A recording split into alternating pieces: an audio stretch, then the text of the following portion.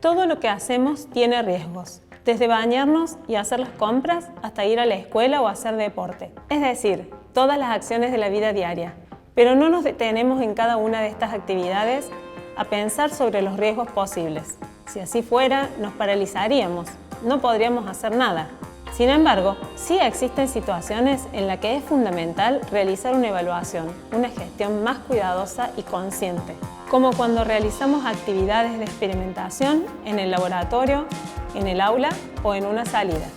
Junto con el comisario Sergio Cravero, director de los bomberos de la Policía de Córdoba y especialista en estos temas, aprenderemos cómo hacer este proceso de gestión de riesgo.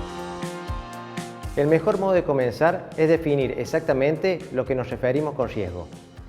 Riesgo no es la probabilidad de que exista un accidente, sino que es la existencia de una amenaza que puede dañar o volver vulnerable a algo o a alguien. Pasemos en limpio. Para que exista un riesgo, debemos tener sí o sí una amenaza y algo o alguien vulnerable a ella. Ahora, ¿qué es la gestión de riesgo? La gestión de riesgo es un proceso amplio que consiste principalmente en identificar las posibles amenazas y vulnerabilidades que pueden darse en cualquier situación. Debemos identificar las amenazas en cada situación o lugar. No existe situación con riesgo cero. Siempre hay una amenaza y un sujeto vulnerable, aún en los casos más triviales. Por eso, cuando estamos a cargo de un grupo de personas realizando una actividad, tenemos que entrenar el ojo para identificar ambos. Debemos realizar una cuidadosa planificación para disminuir lo más posible las amenazas y las vulnerabilidades. Pensemos en una situación en que los alumnos traen un cobayo de mascota al aula. En este caso, los sujetos vulnerables serían los estudiantes. Una amenaza posible podría ser que el animal mordiera a alguno de ellos si sale de la jaula. En este caso muy simple, gestionar el riesgo implica evitar que la mascota salga de la jaula. De esta manera estamos haciendo que la amenaza no afecte a los sujetos vulnerables. En caso de que un estudiante introduzca el dedo dentro de la jaula y es mordido por la mascota, entonces el hecho riesgoso se concretó. Por ende, debemos actuar. Parte de la gestión del riesgo consiste en prever acciones y contar con los elementos que nos permitan actuar rápidamente cuando ocurre un evento negativo. En este caso, el docente tiene que, primero, contar con un botiquín de primeros auxilios y, segundo, comunicarse inmediatamente con un servicio médico.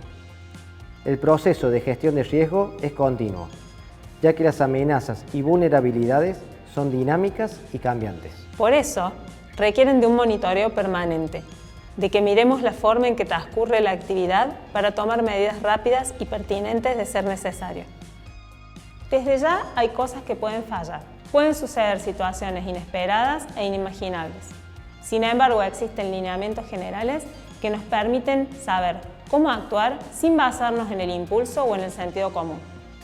Llamamos accidente a un imprevisto que altera el normal desenvolvimiento de los hechos. Puede ser ajeno a la actividad que se está desarrollando. En una buena gestión de riesgo no debería haber casi accidente. Los accidentes suelen ser producto de la negligencia, aunque, aún realizando una buena valoración de la situación, pueden ocurrir imprevistos. Por ejemplo, el corte de suministro eléctrico, a un estudiante que se le derrame un líquido irritante o volátil, o la picadura de un insecto en la salida de campo. En esos casos, lo importante es que seamos capaces de evaluar la situación, con rapidez, pero siempre manteniendo la calma. Todo análisis previo implica pensar qué deberíamos hacer en caso de que ocurra un accidente. Esto nos dará la seguridad para actuar y controlar la situación. En general, lo primero que debemos hacer es detener inmediatamente la actividad, neutralizar la amenaza y/o disminuir la vulnerabilidad. En el caso del cobayo, si un niño introduce el dedo dentro de la jaula, vamos a disminuir la amenaza retirando la jaula de los demás estudiantes. Si un estudiante se le derrama lavandina y emana vapores que son irritantes, vamos a neutralizar la amenaza simplemente evacuando rápidamente el aula. Es decir, si pasa algo, tenemos que saber cómo actuar para minimizar las consecuencias. Por ejemplo, no vamos a perder el tiempo ocupándonos del derrame o limpiando la mesada cuando lo más importante es salvaguardar la seguridad de las personas. Ya habrá lugar para lo otro.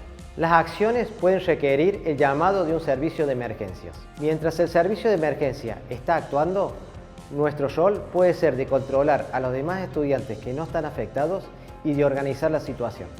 Hasta aquí hablamos de qué es el riesgo, su gestión y dimos algunos ejemplos.